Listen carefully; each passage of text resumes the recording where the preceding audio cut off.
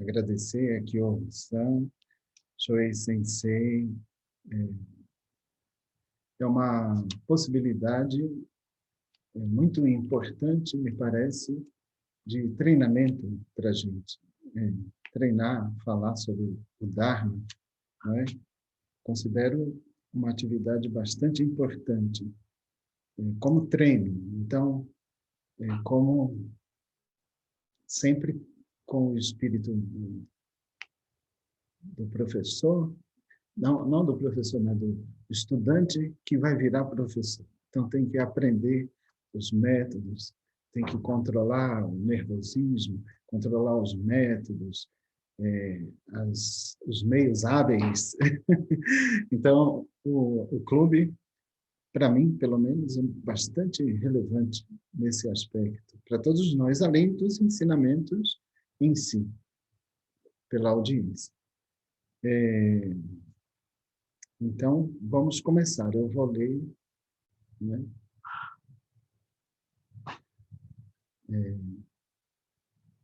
O Dharma, incomparavelmente profundo e precioso, é raramente encontrado, mesmo em centenas de milhares de milhões de ciclos universais. Agora a nós é facultado lê-lo, ouvi-lo e guardá-lo. Oxalá possamos verdadeiramente compreender o significado das palavras do Tathagata.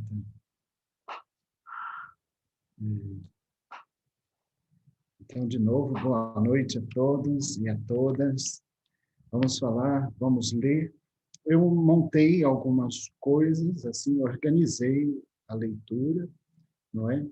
Do Sutra do Lótus, do capítulo 2, e basicamente eu vou ler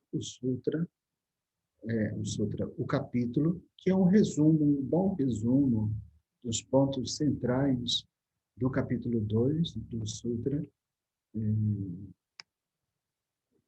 pelo mestre Tishnahan. E depois, eventualmente, eu vou fazer algum comentário na leitura, mas eu vou ler depois, eu vou trazer alguns elementos. Os elementos que posso trazer é a partir da prática que tenho. Então, assim, que me dedico, não é? Não sei das outras escolas, ou se tem algum contato, é muito pouco, pouquíssimo. Eu não sei nem se eu tenho da minha o controle, mas eu vou fazer algumas observações a partir desta perspectiva, não é? Em particular, como que isso impacta no Zen como um todo, não é? Depois eu teço alguns comentários gerais. Então, eu vou ler, e aí a gente... o capítulo não é muito grande, assim, ele tem 10 páginas, mas as letras são grandes e etc. Dá para ler, assim, acho que com tranquilidade, tá certo? E depois eu comento algumas coisas nessa perspectiva. E aí depois a gente abre para questões. Então, vamos lá. Meios hábeis, que é o capítulo 2. Mestre Tishnahan falando. O segundo capítulo do Sutra, do Lótus, é denominado meios úteis, não é? O termo sânscrito, o pai, é frequentemente traduzido em inglês, no caso português, meios hábeis. Existem algumas outras traduções, que traduz como tato, para o pai, mas, enfim, alguns detalhes de tradução. Continuando, trata-se dos variados modos de conduta que podemos empregar para realizar as nossas intenções e manifestar a nossa prática. Este capítulo é o real início do Sutra do Lótus. Por isso que ele é muito importante para a nossa escola, em particular o capítulo 2, né?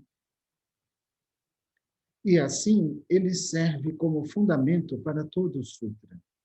Se pudermos compreender o ensinamento fundamental dos meios hábeis, seremos capazes de compreender o Sutra inteiro. O capítulo inicia quando o Buda Shakyamuni emerge do seu samadhi e diz a Shariputra: A sabedoria do Buda é profunda e incalculável. Sravakas e Pratikas Budas, nós vamos voltar a estes nomes, tanto na leitura quanto depois. Sravakas e Pratikas Budas não podem realizar tal sabedoria. Este é um detalhe muito importante. Sravakas e Pratyeka Budas são dois veículos, vamos dizer assim, não dizer assim, isso é uma maneira de se referir a dois veículos do budismo. Tem mais um terceiro. Então, esses dois. Este é um detalhe muito importante, continua mestre Tishnahani. O Buda recém saiu de um profundo estado de concentração meditativa e está por proclamar o mais importante Sutra Mahayana, a quem ele escolhe se dirigir neste momento. Não a um de seus grandes bodhisattvas, tais como Manjushri ou Maitreya, mas o seu leal discípulo Shariputra. Por acaso comentamos ontem, estávamos com Shariputra, de novo, aparece. No Sutra Vimalakirti Nirdesha, o Sutra de Vimalakirti, né, como a gente se refere usualmente, Shariputra é denegrido e desconsiderado. Isso é verdade. E lá ele representa todas as imperfeições da tradição Hinayana. Agora, porém, no Sutra do Lótus, ele é objeto de cuidado e de amor do Buda. Neste sutra, Shariputra corporifica a comunidade quádrupla. Só um instantezinho. Corporifica a comunidade quádrupla, representada por monges, monjas, homens e mulheres leigas, a quem o Buda transmitirá os ensinamentos para as futuras gerações. Logo, podemos ver como o Sutra do Lótus visa reconciliar as duas tradições. Isso aqui é meio que fundamental também neste capítulo, porque vai aparecer já aqui, já começa a aparecer a ideia, não a ideia, mas o conceito de caminho único ou de veículo único. O Buda, então, continua mestre Tishnahani, o Buda, então, descreve em detalhe o profundo vislumbre que é, entre parênteses, entre aspas, sem medida e sem obstrução. A sabedoria e compreensão que ele aprendeu e praticou de acordo com os métodos incomensuráveis de incontáveis outros Budas. Somente um Buda pode aperfeiçoar e realizar a visão da talidade, tal como é um neologismo, né? Talidade. A verdadeira, ou seja, a verdadeira natureza de todos os dharmas, dos fenômenos, a talidade das suas marcas, aparências externas, da sua natureza, da sua substância, dos seus poderes, das suas funções, das suas causas e condições, dos seus efeitos, das suas retribuições e da sua origem suprema. Essas são as 10 talidades. Muitos estudiosos e professores budistas dizem que esta passagem contém a filosofia básica do Sutra do Lótus. E eles continuam gastando muito papel, tinta e tempo para analisá-lo em grande detalhe. Mas o significado das 10 talidades pode ser destilado em uma única essência. A sabedoria do Buda é profundíssima. E, com tal visão, ele é capaz de enxergar a verdadeira natureza, a realidade suprema de todas as coisas, de todos os dharmas, no tempo e no espaço, no mundo dos fenômenos, bem como na dimensão suprema. A visão do Buda, isso às vezes é traduzido como Anuttara Samyak Sambodhi. Não é? Eu estou falando isso porque vou usar esse conceito mais adiante. A visão do Buda é infinitamente profunda e não é de fácil compreensão. Aqueles que ainda estão no nível dos Sravakas e Pratyekas Budas não podem conceber este profundo vislumbre, sejam quais forem os olhos que apontar para o Buda, você o verá somente através deste olhar. Se você estiver dominado pelo desejo e olhar os outros através deste olhar, todos que forem vistos por você parecerão carregados de desejos também. Se estiver com raiva e julgar os outros com os olhos raivosos e mente estreita, então você verá todos como sendo raivosos e possuindo a mente estreita também. Se você olhar para o Buda através dos olhos de um Isravaka ou de um Pratyeka Buda, não será capaz de ver o Buda real como ele é. Você verá o Buda somente como um Isravaka ou um Pratyeka Buda. A visão do Buda, todavia, é muito maior que isto. Isso é um bom resumo de boa parte do capítulo 2. Não de boa parte, mas de um pedaço razoável do capítulo 2 do Sutra, do Lótus. Após o Buda ter descrito a sua grande visão, ele disse a Shariputra: pare, não precisamos falar mais. Qual o propósito de falarmos sobre tais coisas se as pessoas do mundo não serão capazes de compreendê-las? Fecha aspas, né?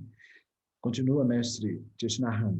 A aparente relutância do Buda de continuar a ensinar é também um meio hábil. Os ensinamentos muito preciosos não podem ser dados tão prontamente, pois perderiam seu verdadeiro valor. Um professor do Dharma tem que ser muito corajoso. Ele não deve apresentar o Buda Dharma a qualquer um, mas ensinar àqueles cuja prática e entendimento tenham amadurecido ao ponto de serem capazes de receber e colocar em prática esses ensinamentos. No meio da assembleia reunida ao redor do Buda, havia aqueles que ainda não tinham a capacidade de receber esses novos ensinamentos. Alguns iriam rejeitar ou se opor a eles. Quando um professor do Dharma vai proferir uma palavra, é sempre assim. Sempre haverá aqueles que irão se opor às suas ideias. O Buda compreendeu que, na audiência daquele dia, havia alguns que ainda não estavam maduros, que ainda não tinham a capacidade de receber a verdade.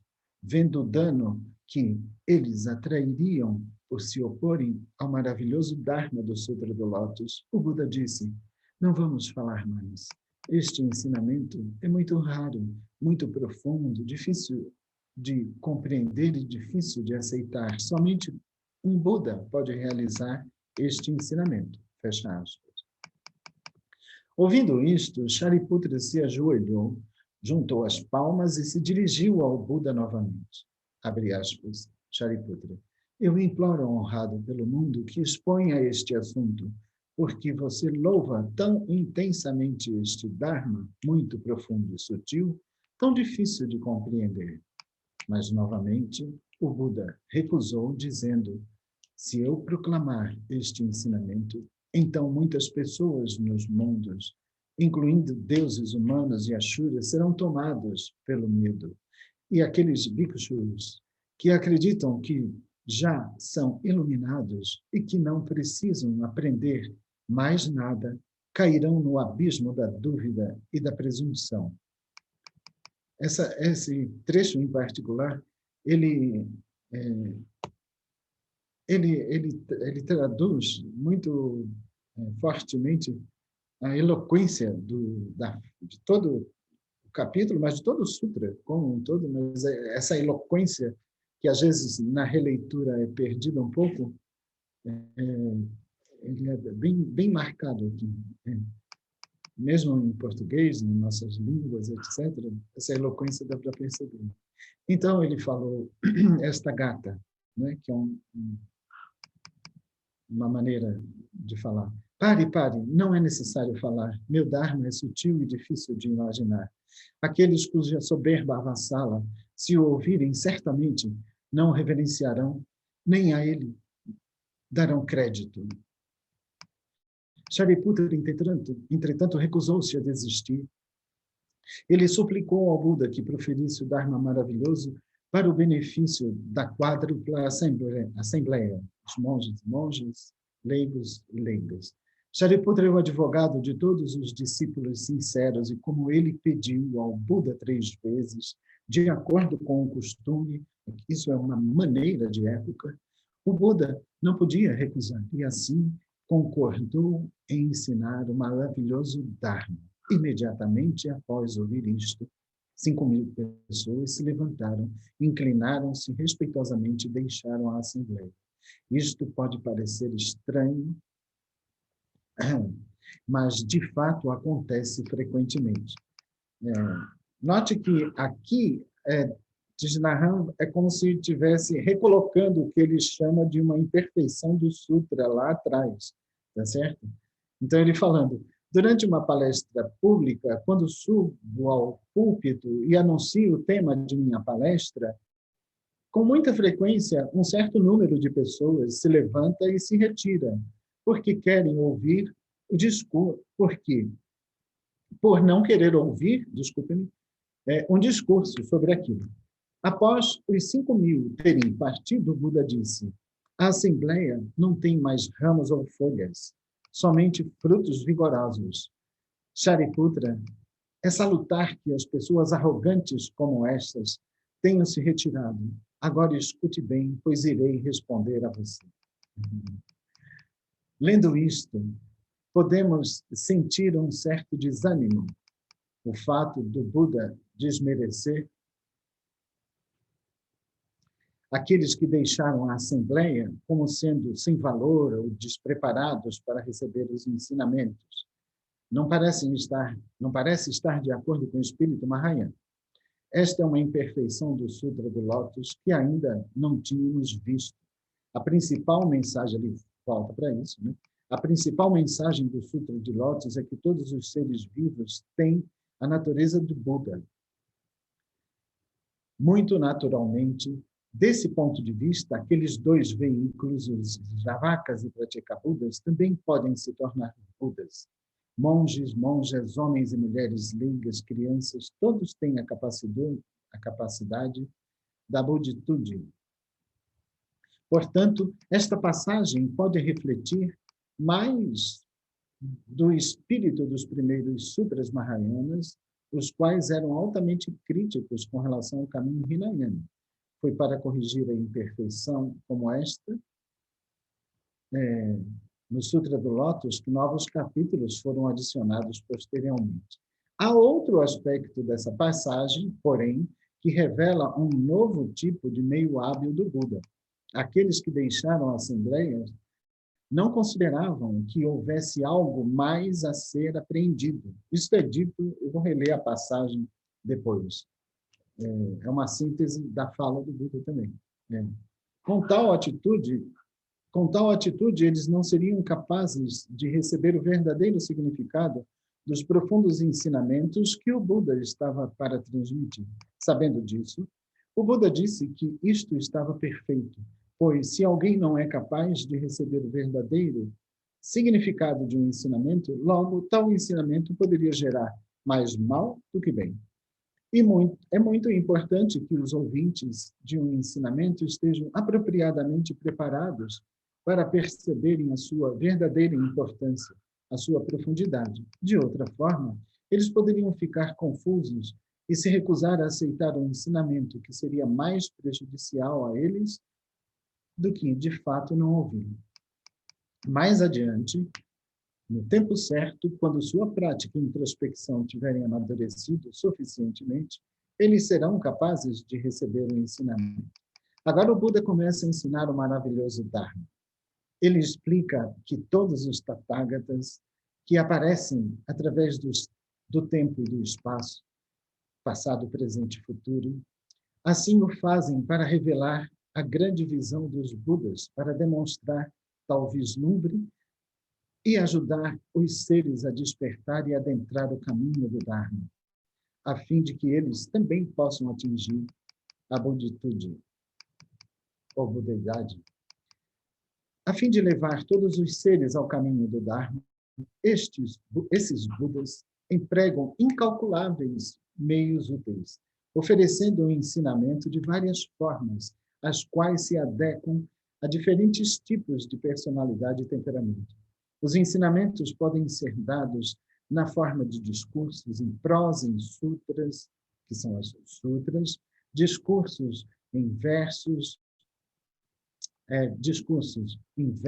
versos curtos às gatas, contos da vida prévia do Buda, narrativas de milagres, ensinamento de causas e condições nidanas, as parábolas, a Opamya, citações, os diálogos Upadeshas, e ainda tem outros, são 12, na realidade.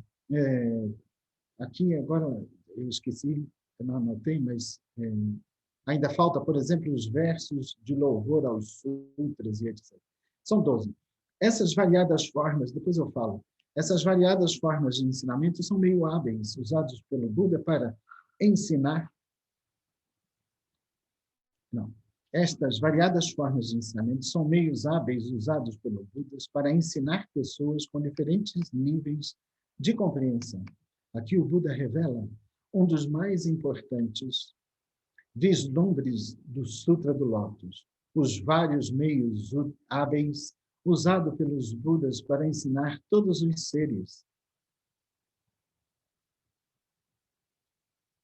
São dirigidos para uma só meta, de levar a todos, independentemente de sua capacidade ou realização espiritual, quer sejam eles seguidores do caminho dos Isravakas ou dos Pratyekabuddhas, monásticos ou leigos, homens, mulheres ou crianças, para o caminho do Bodhisattva. O Buda histórico ensinou apenas um caminho.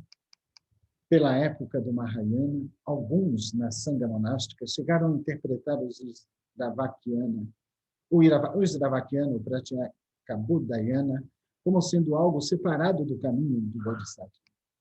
Agora, no Sutra do Lótus, o Buda revela que os ensinamentos dos dois veículos eram apenas meios expeditos para alcançar aqueles com capacidade espiritual ou aspiração ilimitadas. Como essa síntese vai se dar, é a chave aqui, uma chave do Sutra. É uma chave. Depois a gente conversa sobre isso, mas eu queria que guardasse não tivesse essa observação. Algumas pessoas querem encontrar alívio apenas para o seu próprio sofrimento. Sentem que isto é tudo o que podem fazer para tentar libertar a si mesmo. E assim eles começam a praticar. Assistem a um retiro ou 2 em Plum Village, e recebem o benefício disto. Este é o caminho do Isravaka. Isso é uma definição de Isravaka, uma breve definição, como tem várias outras. Há alguns praticantes capazes de atingir um vislumbre direto da natureza do co-surgimento dependente, de alcançar a liberdade para si mesmos, mas não desejam ensinar ou guiar os demais. Este é o caminho dos Pratyekabuddhas. Outros possuem uma aspiração mais abrangente.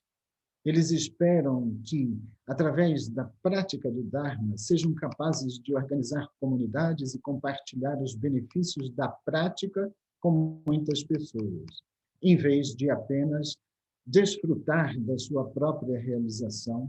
Eles querem compartilhar os frutos de sua prática com os outros. Este é o caminho do Bodhisattva. Esses entendimentos aparecem variadas formas dessa classificação. É claro que vai puxando um pouco da brasa para a sardinha do Bodhisattva, tá certo? Nesse texto, nessa leitura, eu vou fazer outra depois. Em vez disso, desculpe, este é o caminho do Bodhisattva.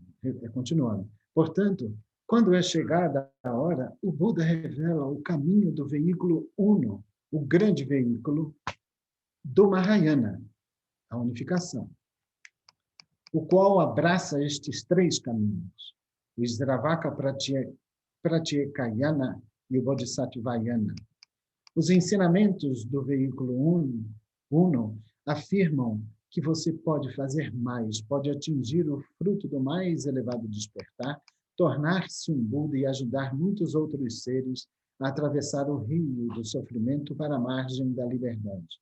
O Buda afirma que ambos os veículos são valiosos e mesmo que não fossem os caminhos mais belos a serem oferecidos, ele os ensinou, pois havia quem necessitasse segui-los. Nesta seção do Sutra, vemos que o Buda define um verdadeiro Arhat, outro conceito, ou Pratyeka Buda, não como alguém em busca de sua própria liberação e em fuga do sofrimento da vida, mas como alguém dotado de compaixão e que quer o seu melhor para ajudar os outros. Dizer que um Arhat é alguém que só cuida de sua própria liberação, que é uma das definições, e que o Bodhisattva é alguém que persegue a liberação dos demais, portanto, é fazer uma distinção superficial. Os Sutras Mahayana, surgido antes do Sutra do Lótus, podiam conter a ideia de que o Arhat fosse alguém que só busca a sua própria liberação e que o Bodhisattva incorpora a Bodhicitta e se preocupa, a mente Bodhi, ou a mente da grande compaixão, e se preocupa com a liberação dos demais. No Sutra do Lótus, vemos um ponto de vista diferente, isto é, um Arhat verdadeiro também quer libertar os outros. Se o Arhat não possui o desejo de libertar os outros, então ele ainda não é realmente um Arhat. O Buda ensinou esses 3 veículos para responder aos diferentes níveis e capacidades dos seres, a diferentes causas e condições e às diferentes épocas e situações nas quais os ensinamentos foram dados. Os ensinamentos dos 3 veículos é um meio hábil na dimensão histórica. Em termos da dimensão suprema, porém, o Buda sempre mantém a intenção de revelar o significado mais profundo, a verdade absoluta.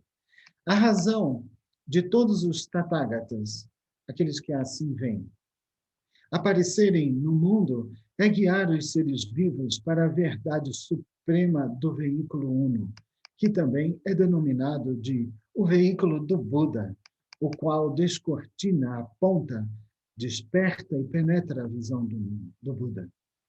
Desta forma, a filosofia do veículo uno, revelada no Sutra do Lótus, tem sido denominada abrindo os 3 em um, ou reunindo os 3 e retornando-os ao um.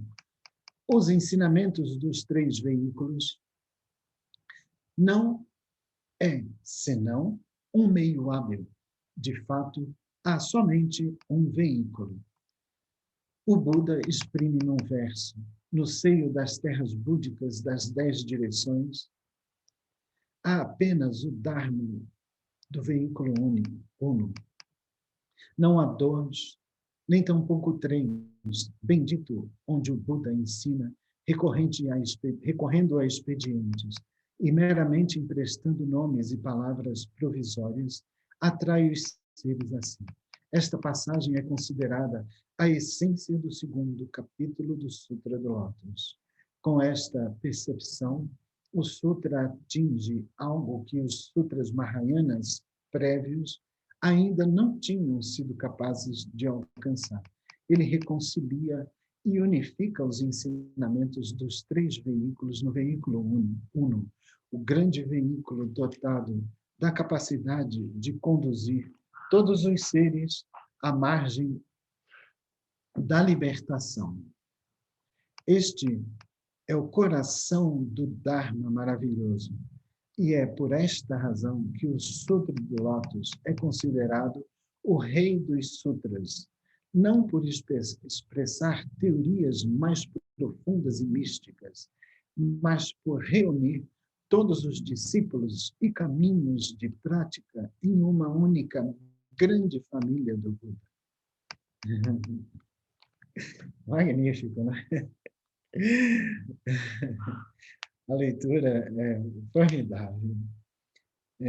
Meus queridos e queridas, realmente eu fico agradecido pela chance de estar aqui, de ler o Sutra, de modo Siddhartha Pundarika Sutra, não é? O Myoho Kyo, em japonês, não é? É uma maravilha, assim. Ah, eu acho que, assim, eu fico falando, eu penso, assim, gosto de estudar mestre Dogen, e para estudar gosto, assim, me encanta, e é a partir de mestre Dogen que eu vou estudando o budismo, não é? Assim, eu tenho isso como uma prática, né? Um elemento de sustentação da minha prática. Então, o Sutra do Lotus, ele, em particular, este capítulo, ele funda mestre Dogen. Ele funda em vários aspectos. Nos aspectos de escrita do Sutra, não é? Nos aspectos místico do Sutra. Eu fui citando alguns aqui. É, na proclamação do veículo único, uno, enquanto o budismo só existe o budismo. Para mestre Dogen, isso é absolutamente enfático.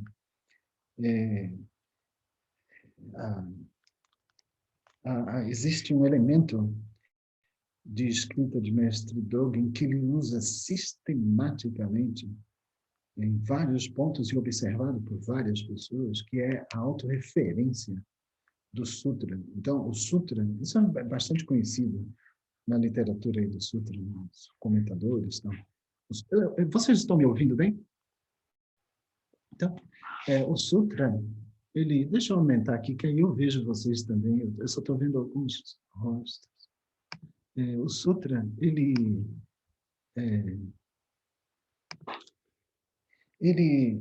se autorreferencia, né? É uma estratégia de linguagem tipicamente mística, tá certo?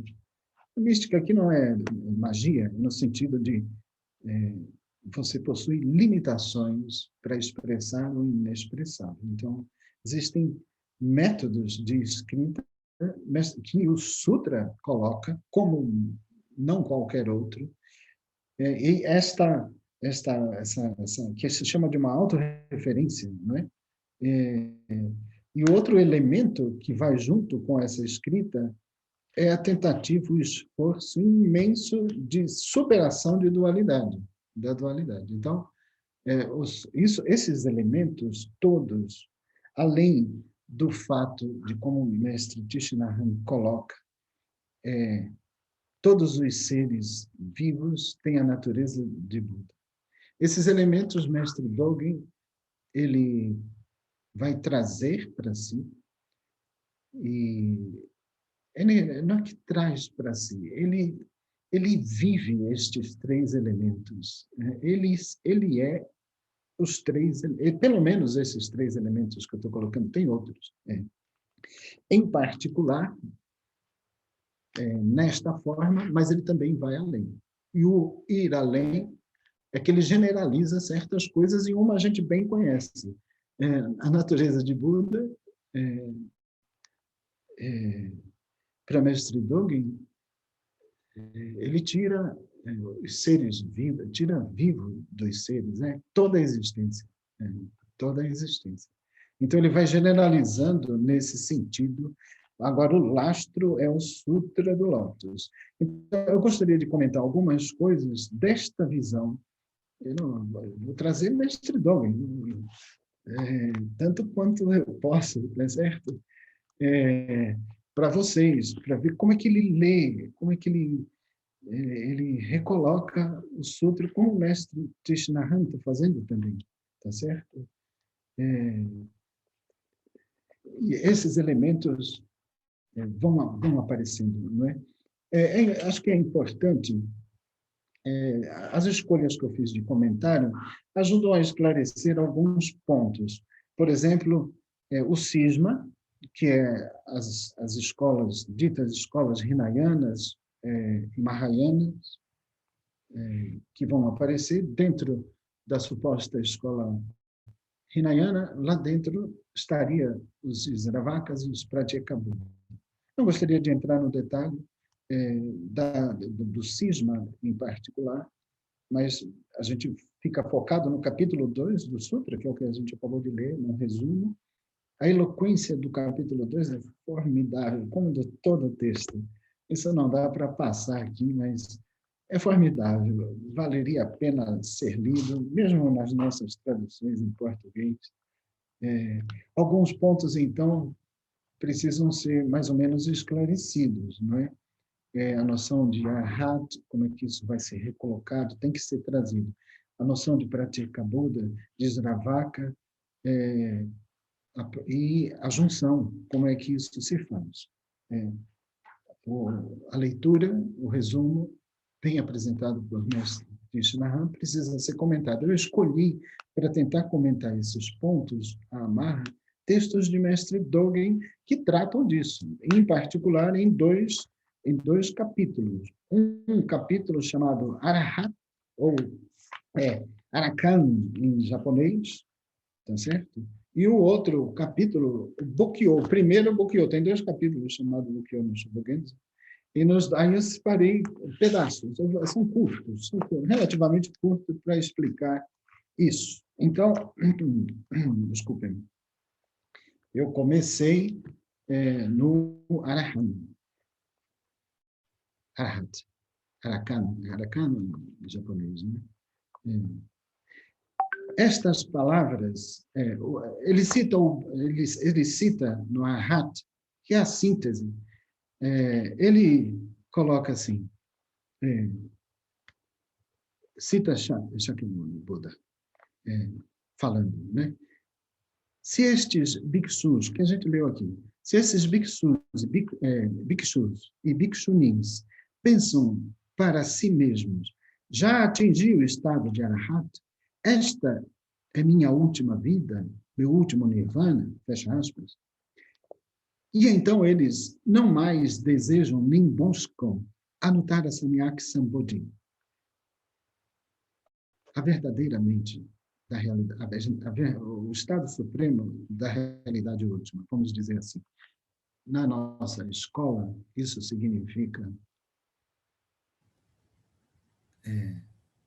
o estado do zazen, de madrugada, quando a gente senta e faz zazen num sesshin. Então, anotar a Samyak Sambodhi.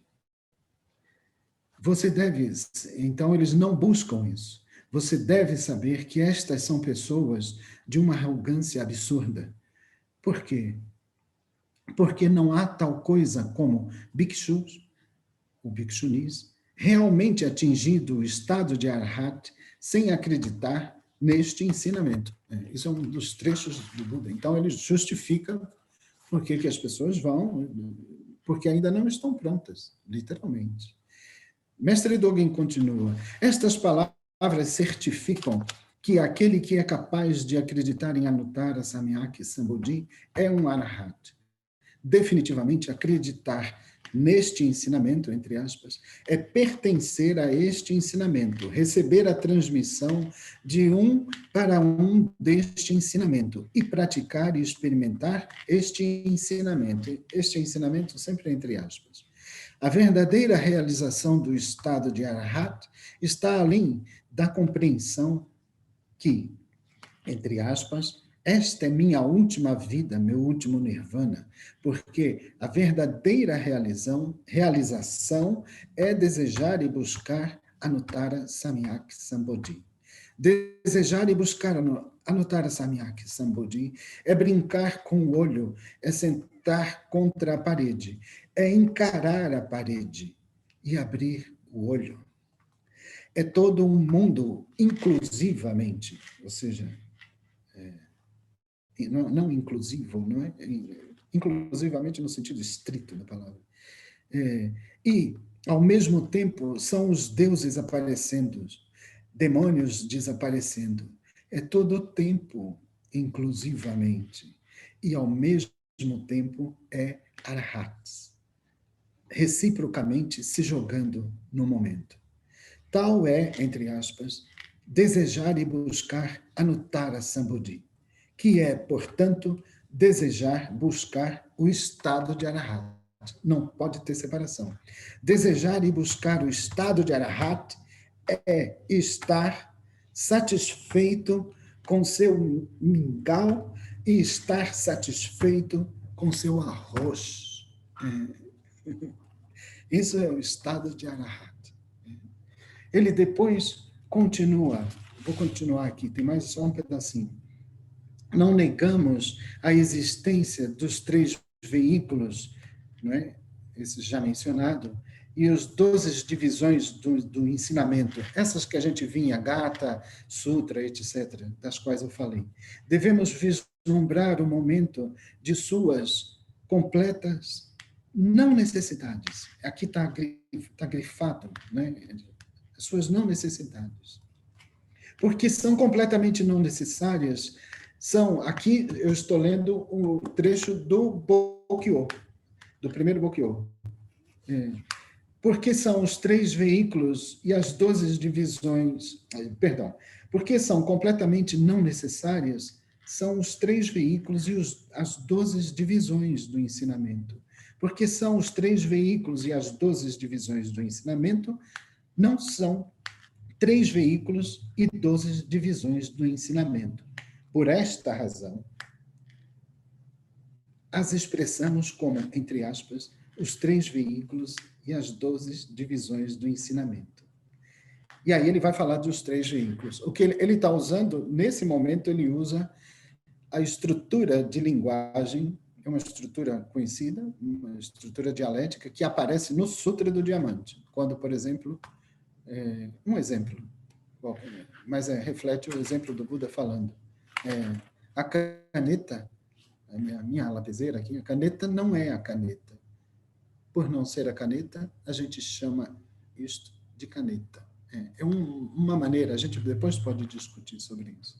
Então, ele está falando isso com relação aos 3 veículos e às 12 divisões. O primeiro veículo, Sravaka, que atinge o caminho de Bodhi através das 4 verdades. Então, outra forma de colocar o que é o Sravaka. As 4 verdades são as verdades do sofrimento, da acumulação, da cessação, a verdade do caminho. Ouvindo estas e praticando estas, Sravakam atravessam e atingem a libertação do nascimento, envelhecimento, doença e morte, e realizam o Paranirvana último.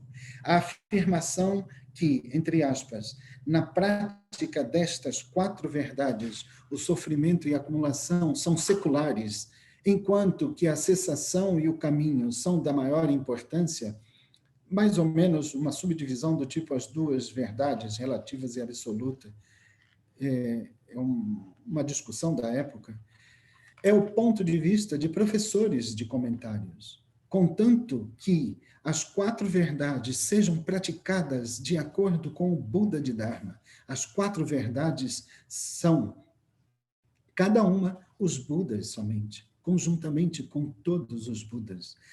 As 4 verdades são cada qual as 4 verdades, as 4 verdades são cada qual o Dharma permanecendo no lugar do Dharma. As 4 verdades são cada qual forma verdadeira e as 4 verdades são cada qual natureza de Buda.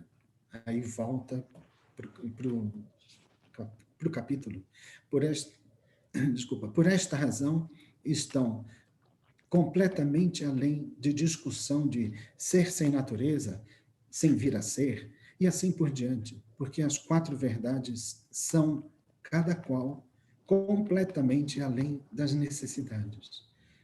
Em segundo lugar, os Pratyekabuddhas, que atingem para a Nirvana através das originações dependentes, as que começam com a ignorância, que dá origem à consciência, que por sua vez dá origem ao nome e à forma, aos 6 sentidos, o contato, o sentimento, o amor, o tornar, entrar na existência, o nascimento, que por sua vez dá origem ao envelhecimento e à morte, que por sua vez dá origem à ignorância, e a roda não para. Enquanto praticando estas 12 causas, causando a originação dependente a ocorrer no passado, no presente e no futuro, tomamos as causas uma por uma, apesar de não discutindo um assunto que reflete ou um objeto que é refletido, nós investigamos na prática em cujo momento eles estão girando a roda da completa não necessidade, porque são, e são causas como completa não necessidade. Lembrem-se, a ignorância, um pouco seguindo o sutra, literalmente agora, né? Lembrem-se, se a ignorância for a mente única, então a ação, a ação, a consciência e assim por diante também são mente única. Se a ignorância for cessação, então a ação, a consciência e assim por diante são a cessação e assim por diante. Mesmo a ignorância é uma palavra que fala consciência, nome e forma e assim por diante, todo o elo, também são assim, são palavras que falam. Lembrem-se, a ignorância, ação e assim por diante são: eu tenho um machado e gostaria de morar com você nesta montanha. É um discípulo pedindo para ficar com o mestre. A ignorância, ação e consciência assim são. E assim por diante são. Quando parti, recebi a permissão do mestre e agora gostaria de receber um achado. O terceiro veículo é o que realiza Anuttara Samyak Sambodhi através do ensinamento, prática e experiência dos 6 paramitas. O significado deste realiza está além de se tornar, além de não se tornar, além da iniciação, além de criação nova, além de prática original e além de não fazer. É somente realizar Anuttara Samyak Sambodhi. Os 6 paramitas, aqui é a junção. Os 6 paramitas quer dizer Dana paramita, Sila paramita, os 6, não é? Dana de doação, Sila da, como chama? Da, aqui tem a tradução. Sila é como a moralidade budista, tá certo? Vamos chamar assim. Aí perdi aqui, ó. Sila paramita, Ksanti paramita.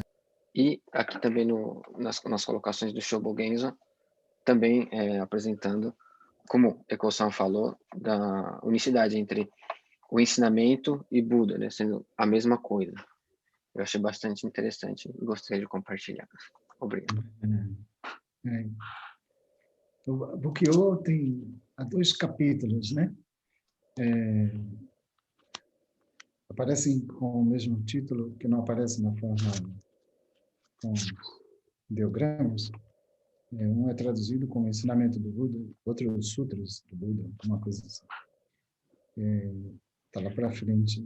Esse realmente essa tradução do Nishijima, ele também tem na abertura do capítulo, enfatiza bastante isso.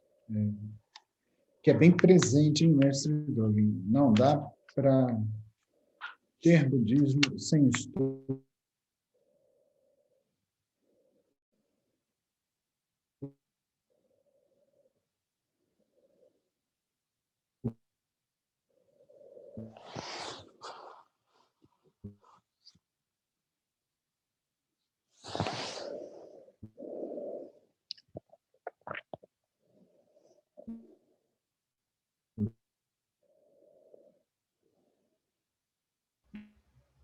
Travou a Bhagavad, né? Para todo mundo, né? Para mim aqui está travado. Caiu. Vamos ver se ele... Aí, voltou. O senhor travou. Pronto, aqui a Bhagavad. mas já voltou a manifestar sua deidade.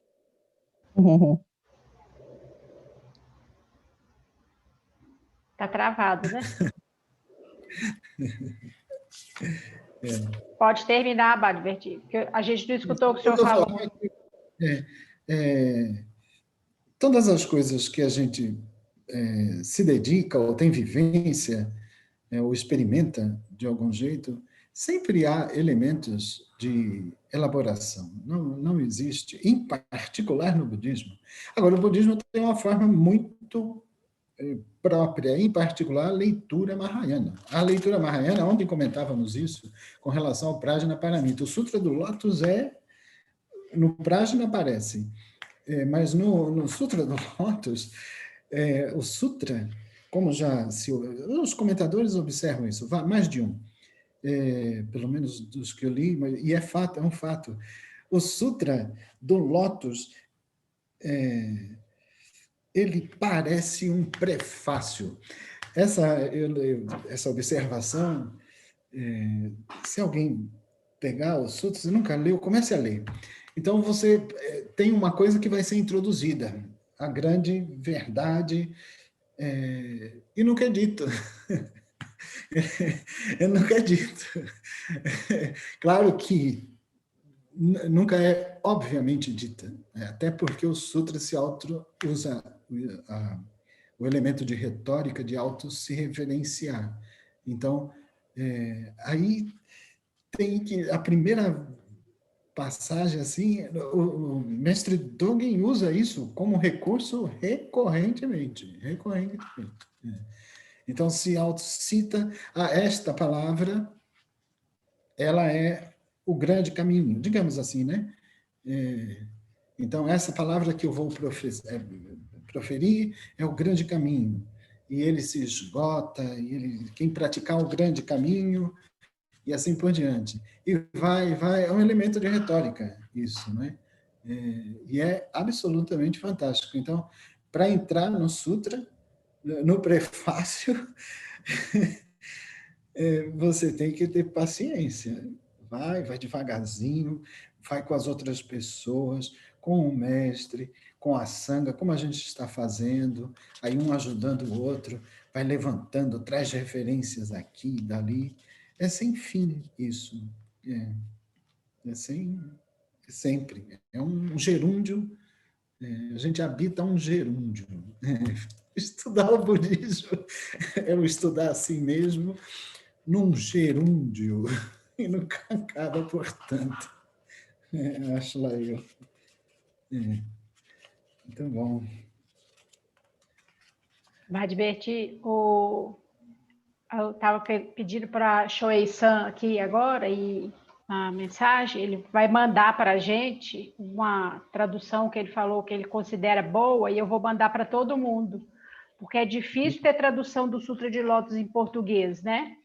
Eu até conversei com o Shoshin-san essa semana, e ele falou, eu tenho uma, mas eu estou um pouco em dúvida, né, da origem e tal, e aí Shoei-san falou que tem uma com ele, eu vou mandar para todo mundo, porque é realmente um sutra que a gente não estuda, né, normalmente, assim, e eu, pelo menos, por onde eu já caminhei, nunca teve um estudo assim sistemático de leitura, ou mesmo de um livro, né, só sobre o Sutra de Lótus. E aí vou mandar para todo mundo. Ele é extenso, né? Parece que ele é extenso, né? Ele é 28 extenso? capítulos. 28. 28 capítulos. E aí a impressão que eu tenho é que ele vai pegando alguns trechinhos só, assim, de resumo de cada capítulo, e vai comentar sobre cada capítulo dentro do capítulo do livro, né? Isso. Né? É isso. Fez isso no 2, Tishinahan, você fala, né? Isso, dentro desse livro aqui. Isso. Ele faz os comentários dele, resumido. dentro do resumo do que ele resumiu do Sutra, né? Acho que ele fez um bom resumo. Eu também acho. Sim, lendo o capítulo, né? É um bom resumo. Eu tenho aqui Não, pode falar, não tem problema. Não, só sobre o capítulo mesmo. Eu fiquei um pouco incomodada quando eu tenho o Vimalakirti muito alta conta, assim, na minha cabeça. E eu fiquei, quando eu li aqui, e eu tenho um livro que eu ganhei, que é o Sutra de Vimalakirti, em espanhol. E eu nunca li. Também tem espanhol. E capaz que a gente tem o mesmo, né? Que parece que é uma versão muito boa, ganhei de presente. E aí eu vi aqui que ele fala, né, que ele foi denegrido, desconsiderado. Eu fiquei com a pulga atrás da orelha e depois eu falei, eu vou ler esse livro para saber por quê. Mas o principal, assim, que eu acho, eu até coloquei no Facebook agora mesmo, antes da gente começar aqui o livro, hoje de tarde estava pensando assim, né, sobre como nós somos privilegiados e a gente, de alguma forma, encontrar como budistas, né? Isso é uma responsabilidade quase que social, não só espiritual, né? Como budistas, a gente precisa encontrar qual é o meio hábil que nós temos para atuar no mundo e fazer com que as pessoas compreendam o sentido do Dharma, né? O meu é barriga de panda. Eu estou nesse nível. Eu não estou no Shobogenzo na veia igual o senhor, não. Eu advertia que o senhor é Shobogenzo na veia, né? Oi? O senhor é Shobogenzo na veia, né?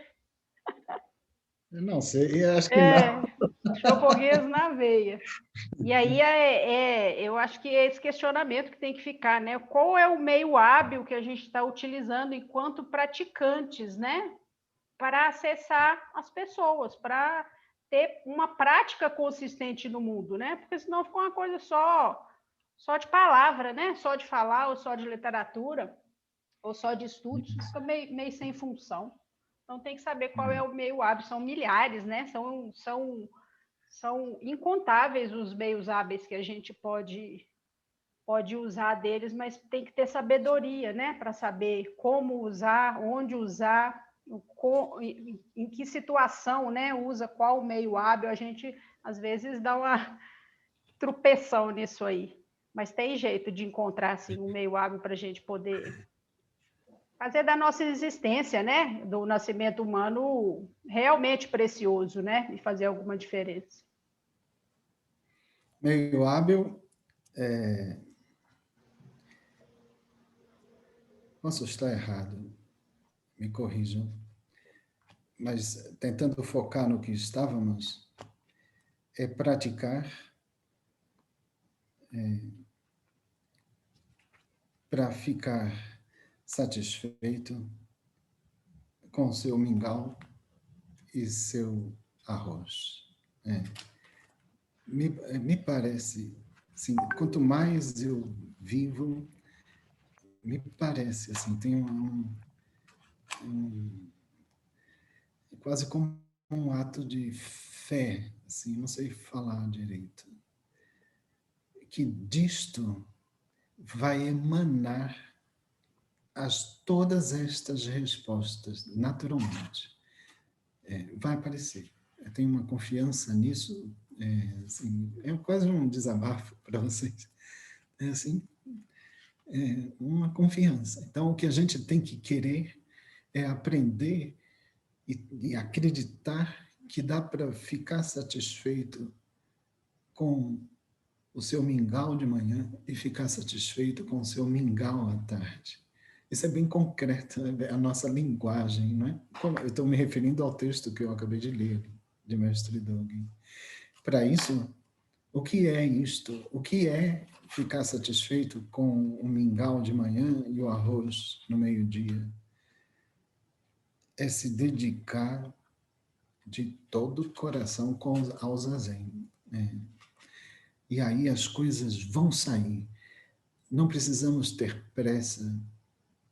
Não, nesse sentido, não existe tempo para isso. Estamos há um século de budismo, um século, mais ou menos, um século e pouco, de budismo no Ocidente. Então é muito pouco. Muito pouco tempo. Isso tem 2.500 anos. Tá certo?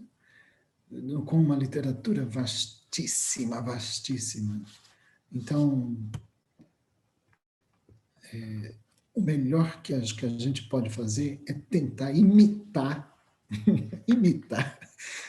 o máximo possível, com toda sinceridade o que os nossos mestres nos ensinam e a gente preparar esta geração as condições adequadas para que outras gerações possam, de fato, vislumbrar o que temos na mão. Acho que não, eu, pelo menos, não vislumbrarei isso. Mas só o fato de estar aqui com vocês, conosco mesmo, já é vislumbrar também. Então, isso traz uma... só traz mais forças, eu acho, para a gente. Então, temos que praticar, fazer as outras coisas também.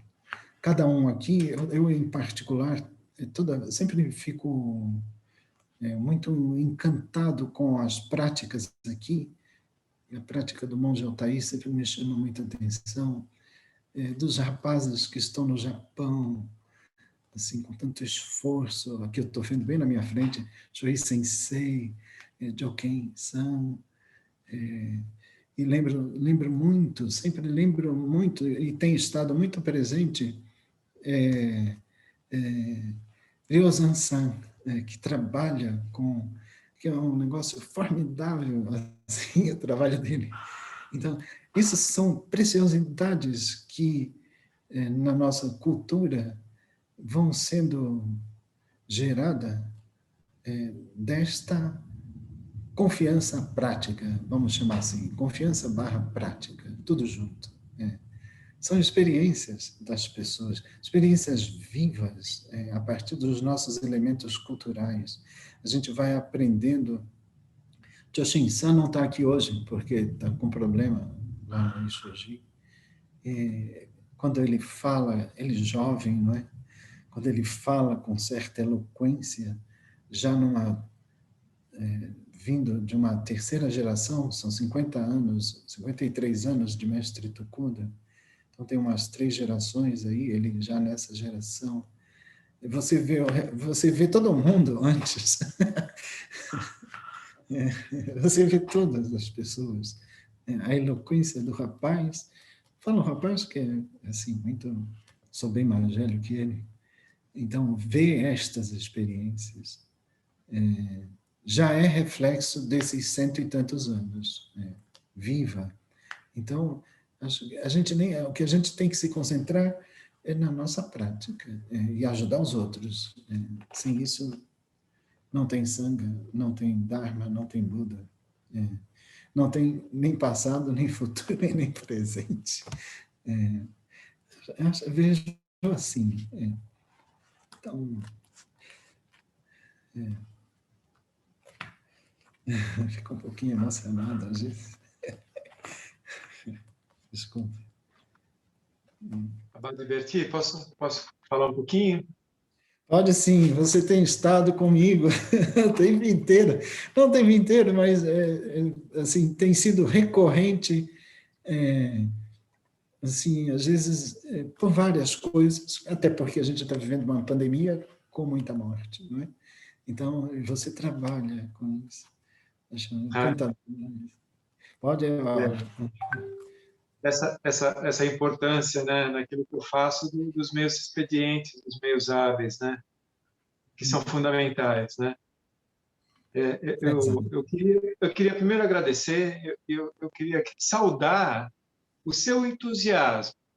Talvez, de tudo que você disse, o que você não disse é o que mais fala para o meu coração, que é esse entusiasmo que você tem, que nós todos temos, quando a gente se encanta de perceber o tamanho dessa realidade, dessa verdade que está aqui agora, conosco, independente de ser Brasil, Japão, de ser há 2.500 anos, e que a gente toca essa verdade agora mesmo.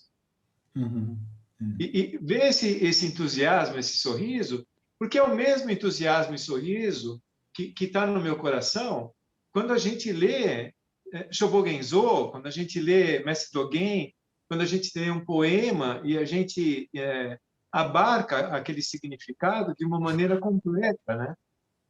Eu falei, é isso, que coisa, né? Não estou sozinho, eu estou enxergando junto com todos, né? Isso é uma coisa que é impagável. E é isso que dá, por exemplo, para nós, que nos capacita a levar para os outros aquilo que tanto nos beneficiou, né? Essa é a grande mensagem que eu vejo da tua leitura hoje. Esse entusiasmo, essa alegria que exorbita da sua pessoa, né? Vai além da sua pessoa, está lá, não dá para esconder essa alegria. E esse entusiasmo que é aquilo que nos faz tanto bem, que nos dá paz, né? Que nos dá bem-estar, que nos dá saúde. E conceitualmente, eu queria só dizer uma pequena nota. Por que, Robem, por que os meios expedientes, por que os meios hábeis, né? Por que eles existem? Porque a verdade em si é inefável.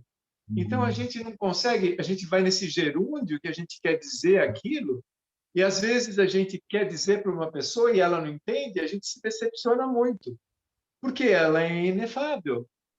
Como ela é inefável, não tem como nós transmitirmos essa verdade, a não ser com os meios hábeis para que aquela pessoa possa ela mesma constatar essa verdade. E que ela está sempre aí. Ela sempre esteve aí. Né? Assim, a gente precisa fazer algo para mostrar o que já está aí. Presente, absolutamente presente, né? Porque a caneta não é a caneta, a gente pode chamá-la, deve chamá-la de caneta. Né? Tá aí, olha, tá aqui na nossa mão, na nossa mão. Se eu estou vendo a caneta como caneta, eu sou um materialista. Se eu estou vendo o Dharma da caneta com D maiúsculo, nossa, ela cresce tanto, né? Ela fica imensa, ela fica do tamanho do universo. Então, é assim, muita gratidão, né? Muita gratidão por essa aula de entusiasmo, que é isso que as pessoas precisam ver em nós para poder ter a curiosidade de ler e de abarcar e de mergulhar em profundidade no Sutra de Lótus, a lei maravilhosa. Muito agradecido, muito obrigado. Gachô. Obrigado. Muito bom. Você falando, não é, assim, me ocorreu um outro exemplo, e aí é um pouco de propaganda, vocês me desculpem, mas a busca dos meios hábeis que o Rossan estava levantando, não é? Que iam dizendo,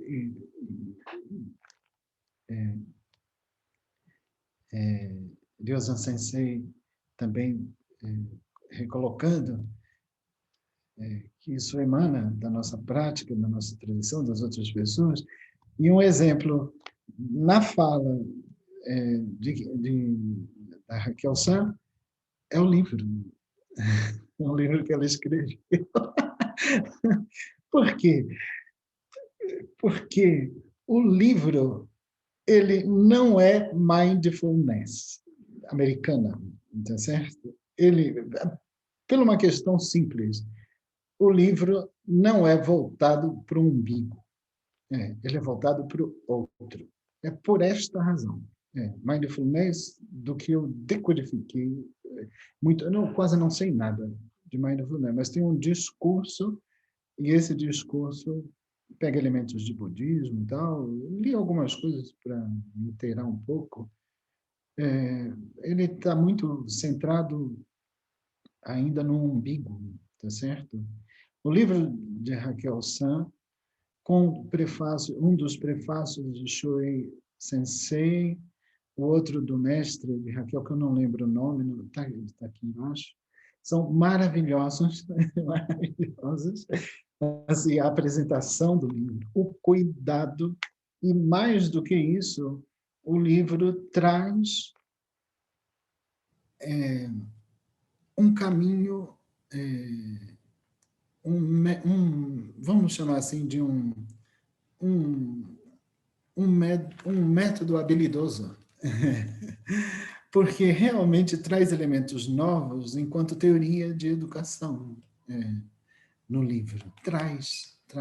E essa coisa vem do Zen. Ela não pode ter ocorrido antes. Não poderia ter ocorrido antes. Aquilo é um elemento metodológico. A gente poderia discutir mais sobre isso sistematicamente, assim, do ponto de vista de teoria de educação, etc.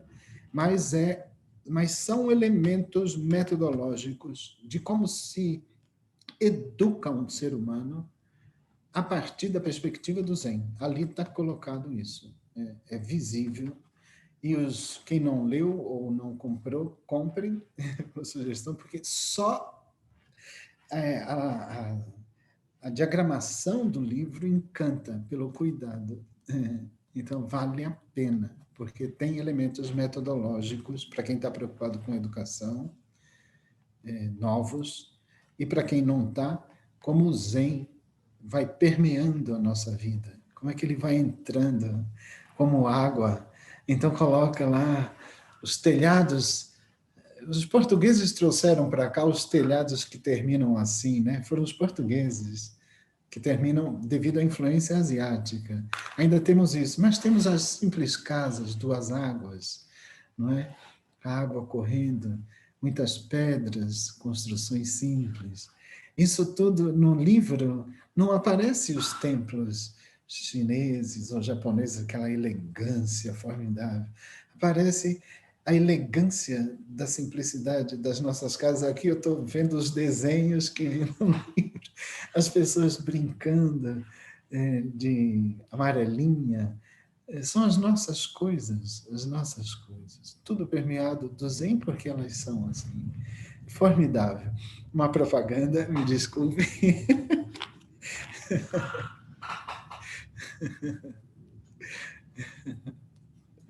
E outra propaganda é que a gente vai fazer o cestinho a partir de sexta-feira, tá certo? Na mesma formatação que o Rohatsu. Vai ser, abre na sexta, aí sábado, 4 zazen, mais falas, domingo e segunda. A gente decidiu terminar na segunda. É isso, eu acho que já deu tempo, não é? Então, queria agradecer novamente. Eu posso fazer uma pergunta? Sim, claro. Se for para referente mim, à propaganda. sim. É que eu não vi direito o nome do livro. O senhor poderia repetir, por gentileza? Sim, Crescendo Zen. Mas a Raquel podia... Deixa que eu coloco, Raquel, amanhã eu coloco nos... Já era para ter feito isso, eu coloco nos sites, vou fazer uma pequena resenha. Na realidade, eu já fiz a resenha, aí eu apaguei tudo, comecei de novo, uma pequena resenha. Eu vou fazer sobre o livro, aí eu posto. Amanhã dá para fazer isso. E aí eu coloco o nome das pessoas que apresentam. Vou pôr o link aqui, Cristiano, só para adiantar. Isso. Então, devolvo a palavra a Raquel e a Shoei Sensei. Shoei só pode encerrar, né? Se a Badiberti já tiver terminado. Já terminei, eu tenho... Sim, eu gostaria de agradecer. É sempre emocionante ouvir o Eco-san, né?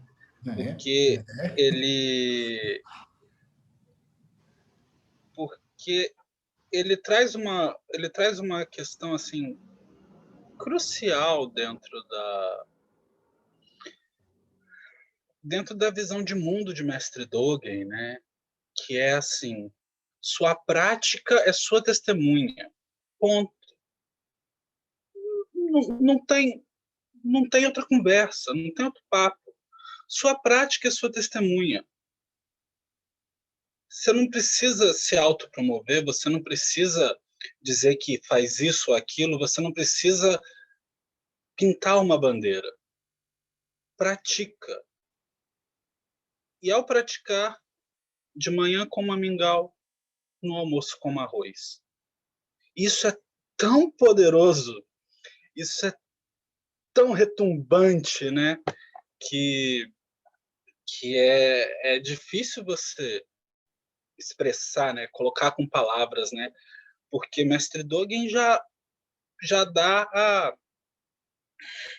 assim de bandeja a resposta, né? Pratique, seja pleno, esteja no aqui e agora, esteja nesse momento presente, faça parte, esteja um com todos, né? De manhã como mingau, de tarde no almoço como arroz, né? Isso é muito bonito, isso é muito bonito.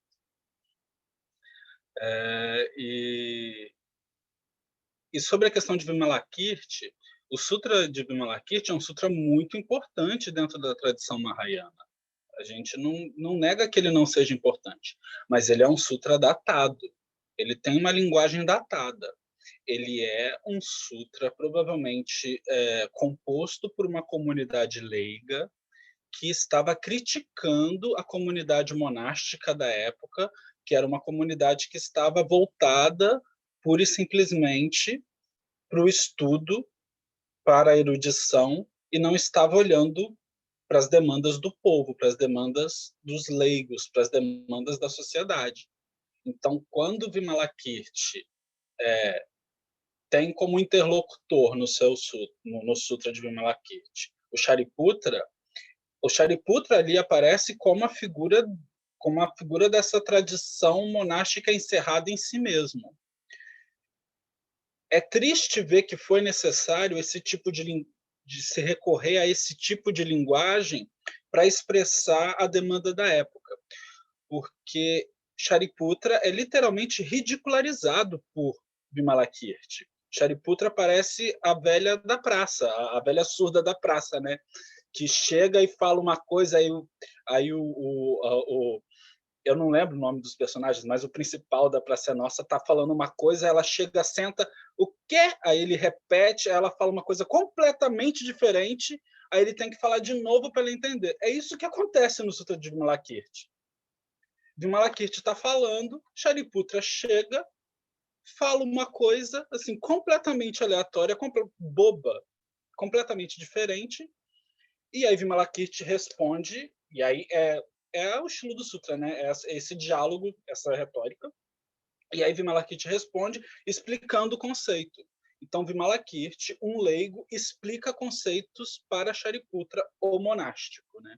Esse é o ponto esse é o cerne do Sutra de Vimalakirti. E aí é triste você ver que Shariputra, que foi o discípulo mais querido de Buda, Shariputra morre antes de Shakyamuni Buda. É um dos poucos momentos que a gente vê Shakyamuni, historicamente, dentro dos relatos dos sutras, a gente vê Shakyamuni Buda triste. Ele chora, ele lamenta a perda do seu discípulo mais querido. Ele manda levantar uma estupa gigantesca para Shariputra. Shariputra era a pérola dos olhos de Shakyamuni Buda. E é tratado como literalmente, desculpei o termo, um imbecil no Vimalakirti Sutra.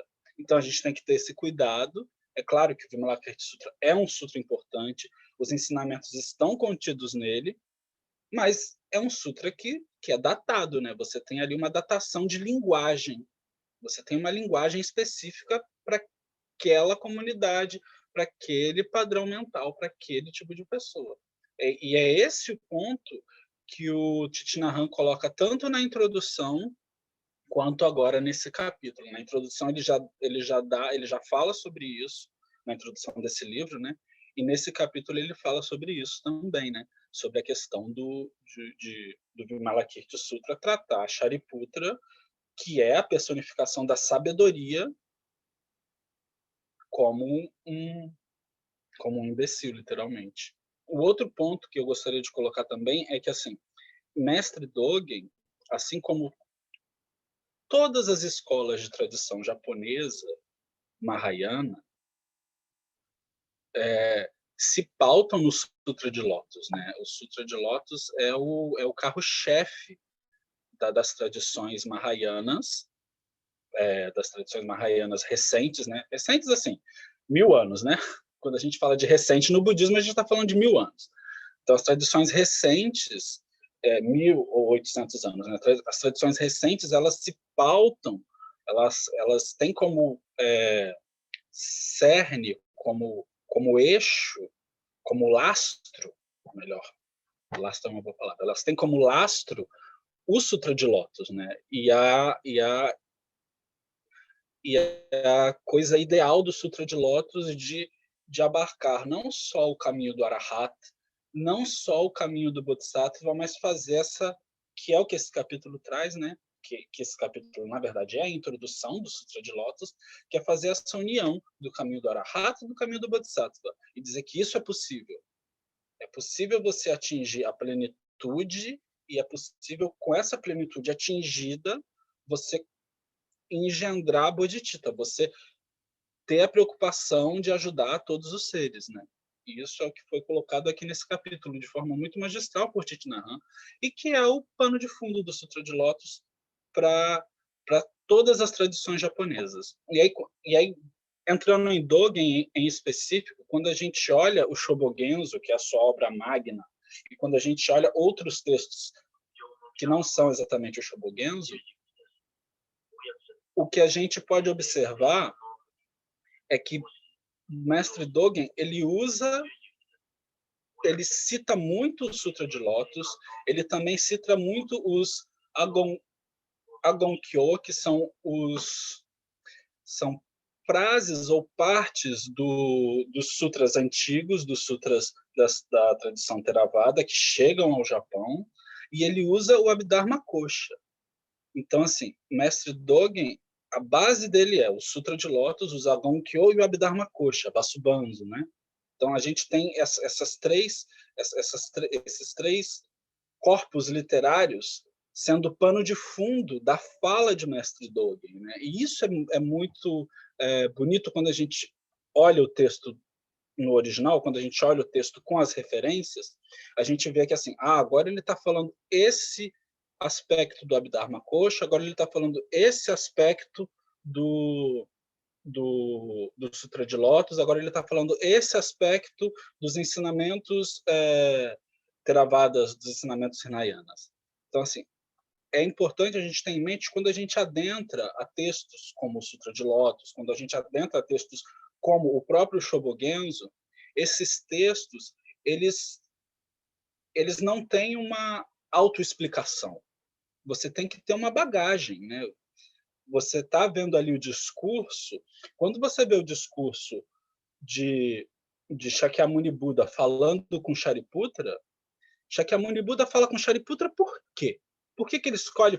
Isso é colocado aqui. Por que ele escolhe falar com Shariputra? Ele escolhe falar com Shariputra porque Shariputra foi o sujeito que engendrou a sabedoria perfeita, foi o sujeito que compreendeu os ensinamentos mais profundos dele. Ele não está falando para um leigão, ele não está falando para quem não entende de budismo. Nesse sutra aqui, por um exemplo, né? Ele tá mostrando, olha, existe um ensinamento que você entendeu, e aí é o Shariputra, que é isso, por exemplo. O Shariputra é a personificação desse ensinamento que foi entendido, que foi pregado pela primeira vez, e existe esse outro ensinamento também. E isso é possível de ser compreendido. Né? Então, assim, não é o texto por si, ele não é totalmente autoexplicativo. Você tem que ter quando você lê tanto os sutras quanto o mestre Dogen, principalmente, você tem que ter uma certa bagagem com isso, né? Não adianta você achar que você vai ler, por exemplo, o Fukan Zazen-gi ou textos basilares, achando que o texto por si só vai encerrar vai ter uma autoexplicação, porque não tem, né? E esse é um dos métodos de ensino dentro da nossa ordem, né? Quando a gente vê professores ensinando Dharma, eles não ensinam do nada, eles não pegam assim, vou ensinar de cabeça. Não, eles pegam o texto, leem o texto e comentam o texto, né? Esse é um método muito pontual de ensino dentro da nossa escola, né? Isso é uma coisa que também eu gostaria de deixar claro. Enfim, eu acabei que era para eu encerrar e acabei me estendendo a mais, né? Eu só queria colocar esses pontos. Mas, enfim, agora eu vou encerrar de fato. Muito obrigado, mais uma vez, muito obrigado, Eco-san, porque eu fico muito emocionado de ouvi-lo, né? Porque o senhor traz essas questões, aflora essas questões, né? De tantas questões textuais, as questões acadêmicas, quanto as questões de prática, né? Muito obrigado a todos aí no Brasil. Se cuidem, por favor, a situação não está fácil aqui no Japão também, está muito difícil. Que os méritos de nossa prática se estendam a todos os seres, em especial aqueles que faleceram em sofrimento por conta da Covid-19, e que possamos todos juntos nos tornar o caminho iluminado. Oferecemos a todos os Budas, através do espaço e do tempo, a todos os Bodhisattvas e Mahasattvas, especialmente a Mahaprajna Paramita, a grande paramita da sabedoria perfeita. Boa noite a todos, muito obrigado. E desculpem, acabamos nos estendendo por quase meia hora, né?